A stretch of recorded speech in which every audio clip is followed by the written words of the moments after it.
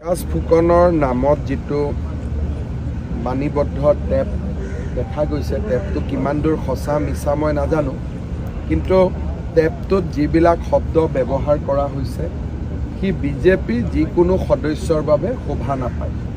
যদি টেপটো সঁচাই হয় তেতিয়াহ'লে ৰাজ্যিক সভাপতি ডাঙৰীয়াই ব্যক্তিগৰাকীৰ ওপৰত নিশ্চয় কঠোৰ অনুশাসনমূলক ব্যৱস্থা গ্ৰহণ কৰিব।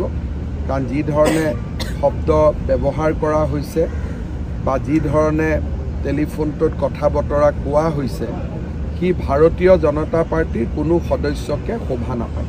অখিল গগৈ ডাঙৰীয়াই আজিৰ এই দিনটোত বাংলাদেশৰ হিন্দু নাগৰিকসকলৰ বাবে এটোপাল চকুলো পেলাব লাগে আৰু এই দিনটোতো হিন্দুসকলৰ দুৰ্দশাৰ সময়তো এষাৰো মৰমৰ মাত নিদি অখিল গগৈ ডাঙৰীয়াৰ দৰে বামপন্থী লোকসকল সঁচাকৈয়ে যে হিন্দু লোকসকলৰ বিৰোধী তাক আকৌ এবাৰ উদঙাই দিছে।